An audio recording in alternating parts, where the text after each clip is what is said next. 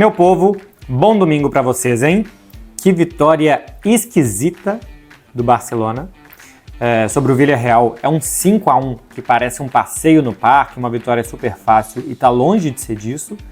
É um jogo que teve muito mais aberto do que o placar sugere que ele ficou e que tem alguns pontos interessantes sobre rotação de jogadores, sobre a bastante infeliz lesão do Ter Stegen e sobre os números ofensivos do Barcelona, né? Muita coisa chama atenção por aqui. Para começar, vou tentar fazer meio que ordem cronológica aqui. Hans Flick fez algumas modificações que eu acho que são um pouco por rotação e um pouco porque eu acho que ele quer ter certeza sobre os jogadores também, tá? Por exemplo, ele tirou Pau Cubarsí e Baldé da defesa, né? Para colocar o Gerard Martin na lateral esquerda e o Sérgio Domingos como zagueiro. Ele fez rotação em dois jogadores muito jovens. Dá para entender, tirar o Baldé, que tem 20 anos, e já não começou jogando contra o Rayo Vallecano na segunda rodada, porque teve uma lesão muito grave, ficou 4 meses fora e talvez esteja entrando mais ou menos aos poucos e não tendo 90 minutos todo dia. Mas eu também entendo que talvez o Hans Flick não esteja 100% seguro que o Baldé vai ser o titular, e caso o Baldé daqui a pouco se machuque, suspenso não pode, o Gerard Martin também precisa de mais quilômetros rodados. Então acho muito boa a estratégia de colocar o Gerard Martin para jogar de vez em quando, alguns minutos. Eu acho que ele tinha ido mal contra o Rayo Vallecano e acho que foi muito bem contra o Villarreal. Tem características bem diferentes do Baldé, né? Muito mais alto, mais físico, mais defensivo do que o Baldé, mas eu acho que cumpriu bem. A mesma coisa o Sérgio Domingos. Hoje o Barcelona tem Íñigo Martínez, que aliás jogou muito, muito bem, Pau Cubarsí, Eric Garcia e o Sérgio Domingos para jogar. Daqui a pouco vão voltar Christensen e Ronald Araújo. Daqui a pouco não.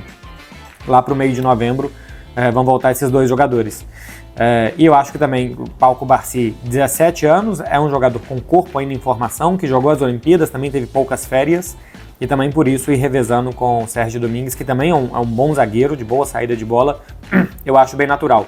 No meio campo, o Marc Casador entrou numa rotação também para recuar mais o Pedri, para ajudar na saída de bola e não jogar tão longe da base da jogada do Barcelona, né, não tão perto dos atacantes, e entrou o Pablo Torre, que eu acho que não tinha feito tanto mérito assim para ser titular, nem na pré-temporada, nem nos minutos que ele teve nessa temporada até aqui, mas a questão é que os jogadores foram acabando, né?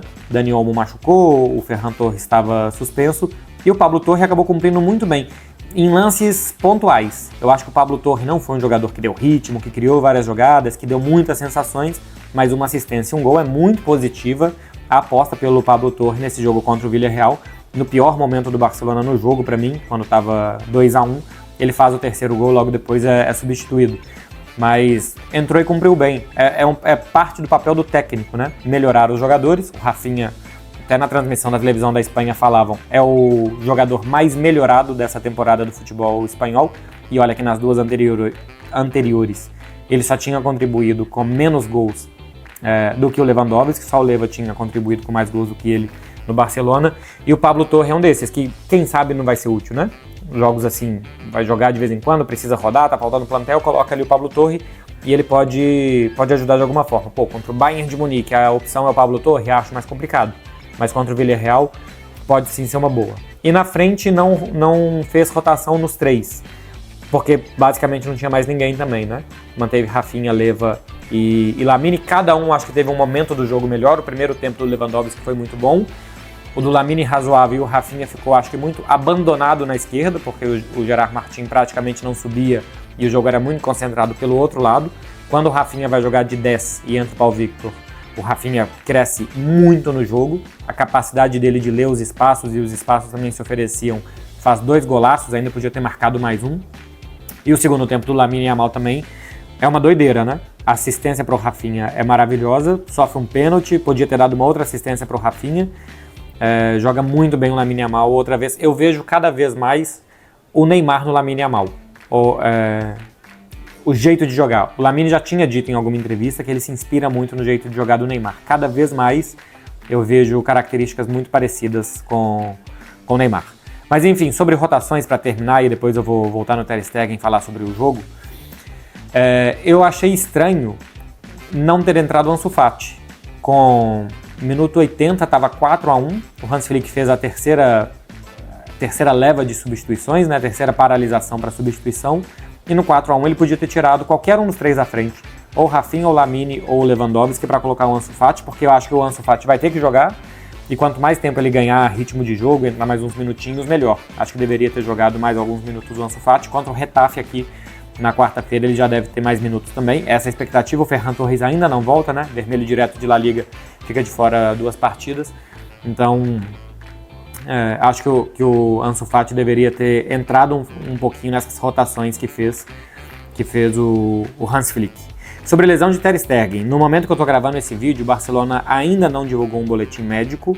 Ter Stegen, para quem não viu o jogo, né? Ele sobe numa bola de escanteio, cai e apoia todo o peso do corpo na perna direita, e ali ele tem um mau apoio de perna e uma lesão no joelho direito. As primeiras informações que vêm da imprensa de Barcelona são de que ele teve uma luxação rotular do tendão. Uma luxação do tendão rotular, perdão. Uma luxação do tendão rotular. Não teria afetado os ligamentos, o que é muito positivo. Afetar ligamentos, jogador de 32 anos. Em setembro, acabou a temporada, volta na próxima. Se for uma lesão de tendão tem um tempo de recuperação que costuma ser mais rápido do que de ligamentos. O próprio Ter Stegen, em 2021, machucou este mesmo joelho, também o tendão. Não sei se era menisco ou se era o tendão rotular, e nem sei, não sou médico, inclusive se é a mesma coisa, se são simplesmente nomes técnicos aqui diferentes. Mas em 2021, quando ele operou, ele ficou fora cerca de 3 meses. Mas depois ele ficou um tempo sem jogar tão bem, a temporada 2022, depois ele disse que ainda tinha dor no joelho, então talvez seja mais prudente parar por mais tempo. Vamos ver quanto tempo que o Ter Stegen vai precisar para se recuperar. Simplesmente o fato de não ser uma lesão de ligamento, pela forma com que foi, né? Ele saiu imobilizado, o estádio inteiro aplaudiu ele foi direto para um hospital, assim, dava pinta de que era uma coisa horrorosa. E se não tiver afetado os ligamentos, eu já acho que é lucro, pela gravidade que pareceu ali na hora. O Iñaki Peña, e muita gente falou comigo depois do muito mau jogo do Ter Stegen em Mônaco, que era hora do Iñaki Peña jogar. E na temporada passada, quando ele jogou, eu acho que ele não foi bem. Os números dele... Onde é que tá os números do Ter Stegen? Não coloquei nesse documento aqui. Bom, os números do Iñaki Peña. Temporada passada, jogou 18 vezes e tomou 32 gols. Uma média de quase 2 por partida. Só passou em branco 3 vezes. Algumas vezes ele não teve culpa, em outras sim. Em outras ele poderia ter feito mais. Um goleiro nível de Barcelona tem que pegar algumas bolas impossíveis. Ele pega boa parte das possíveis, mas de vez em quando parece que falta explosão, elasticidade, chegar mais longe nas bolas, ter um pouco mais de amplitude para chegar nas bolas, assim, me parece um goleiro um pouco curto, um pouco não explosivo, Iñaki Peña, que o Barcelona agora vai precisar dele por muitos meses, aparentemente, né? Vamos ver, hoje ele foi exigido no primeiro tempo um cruzamento, logo depois que ele entrou, ele tinha que ter saído, não saiu, falseou, teve 2 gols do Villarreal anulados no segundo tempo. Eu acho que pelo menos o primeiro ele tem responsabilidade, ou ele deveria ter tirado o ângulo, ou ele deveria ter feito um pouco mais, e depois é uma cabeçada de meio da entrada da área assim que acaba entrando, também acho que poderia ter feito alguma coisa mais, não chegam a ser falhas, mas poderia ter feito mais. Mas faz uma boa defesa também num chute da entrada da área, um chute meio que a queima-roupa no alto, e ele vai muito bem. Acho que o Barcelona vai sentir falta do Ter Stegen, tá? Eu acho que o Barça tem que pensar em outro goleiro, o Ter Stegen não tem que ser intocável no Barcelona. A falha contra o Mônaco e o mau jogo contra o Mônaco acho que mostra que tem que ter um goleiro de nível para disputar a posição com o Ter Stegen, mas eu acho que esse goleiro não é o Iñaki, perdão, não é o Iñaki Peña. Sobre o jogo, meu povo, por que foi o 5-1 é esquisito? XG do jogo, Barcelona 4.08, Villarreal 2.11. Gols esperados, né? Se esperava que o Barcelona, pelas chances que criou, marcasse 4 gols e que o Villarreal marcasse 2.11. Chances claras, 8 do Barcelona, 4 do Villarreal. Finalizações, 17 do Barcelona, 13 do Villarreal. São números muito parecidos. Tem as muitas jogadas de impedimento milimétricos do Villarreal, inclusive 2 gols anulados, que é um time no limite. O Barcelona deu muito espaço para correr atrás nas costas dos seus zagueiros. Eu acho que em muitos momentos do jogo não pressionou bem, então o Villarreal, que aliás é um time que também corre muito bem, tem muito mérito disso, conseguia sair da pressão do Barcelona, lançar bolas longas nas costas dos zagueiros do Barcelona e se aproveitar disso. Se você vai jogar contra um time que usa muito bem esse espaço, é prudente que você se defenda melhor, que você tente minimizar o que esse time tem a oferecer de bom, no caso do Villarreal, e acho que o Barcelona não fez isso boa parte do jogo. Mas o Barcelona tem muito poder de fogo nessa temporada, muito poder de fogo, chega muito bem. Foi 5-1 e o Lewandowski perdeu um pênalti, né? Podia ter sido mais ainda pro Barcelona.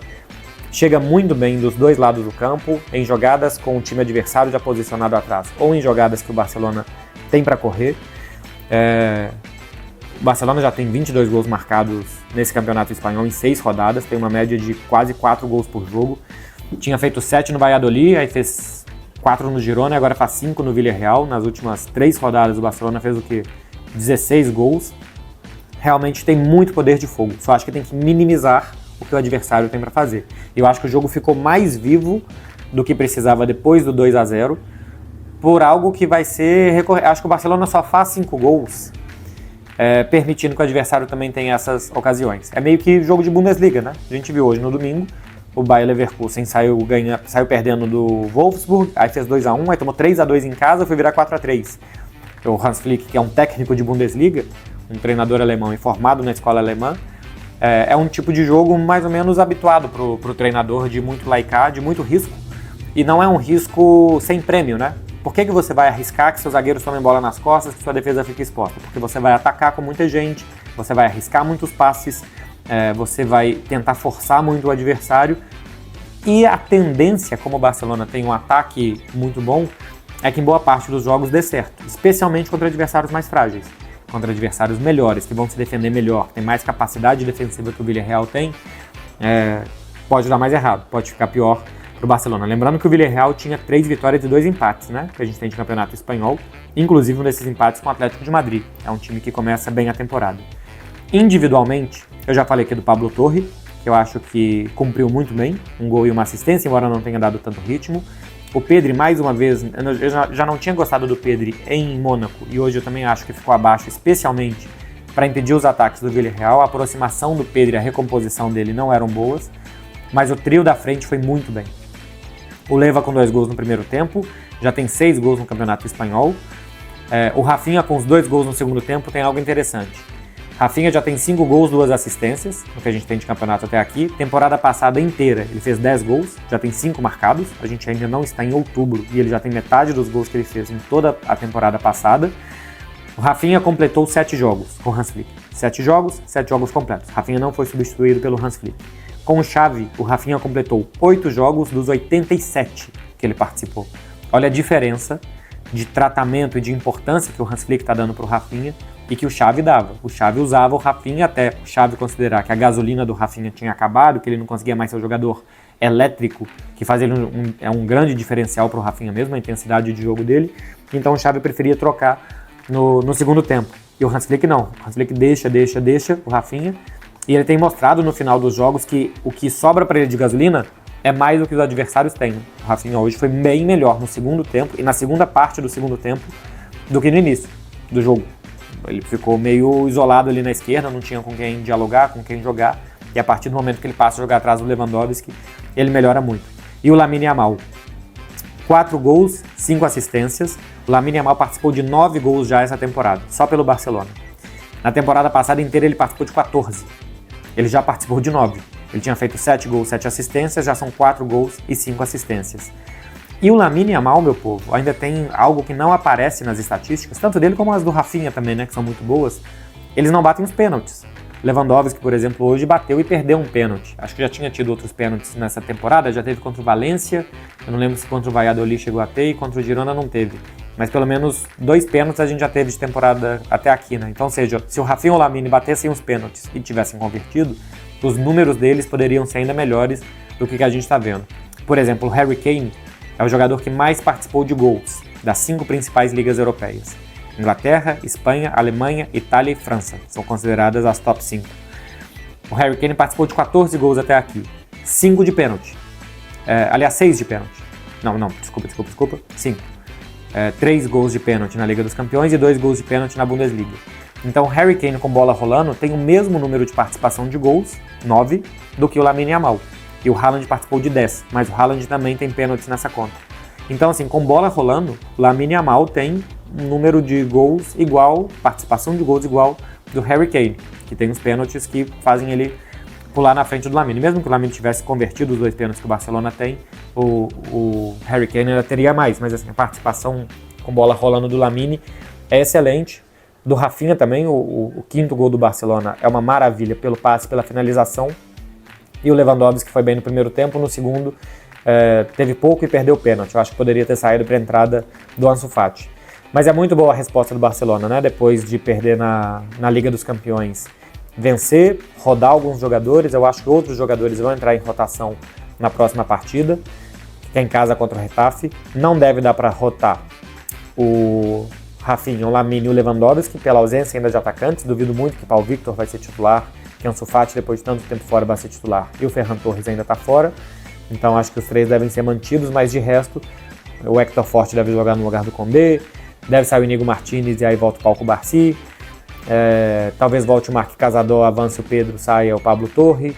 Enfim, o time precisa rodar porque não dá, são muitos jogos, é um elenco à conta do chá. E os garotos têm que ir entrando e ajudando. Eles estão fazendo isso porque o Hans Flick está conseguindo, acho que, desenvolver muito bem os jogadores, ler muito bem qual é o momento para cada jogador, melhor ocasião, melhor ambiente para os jogadores jogarem. E acho que eles também estão muito bem treinados. O time sabe muito bem o que faz e se sente muito confortável fazendo o que está fazendo. Apesar de ter dado muitas chances ao Villarreal, faz parte do risco. Faz parte do pacote fazer 5 gols. De vez em quando você vai ceder ao adversário que ele faça 1 e possa ter feito 3, pelo menos, do Villarreal. Acho que um placar mais justo talvez fosse um 4-2 Barcelona ou um 5-3, um 4-3 do que o 5-1. Aí entra a qualidade do Barcelona para atacar, talvez a falta de qualidade do Villarreal para atacar e também a boa qualidade do Barcelona nos metros finais ali para decidir dentro da área. É isso, meu povo. Quarta-feira, o próximo jogo em casa, Barcelona-Getafe, 100% de aproveitamento no Campeonato Espanhol, mantém os 4 pontos de frente para o Real Madrid.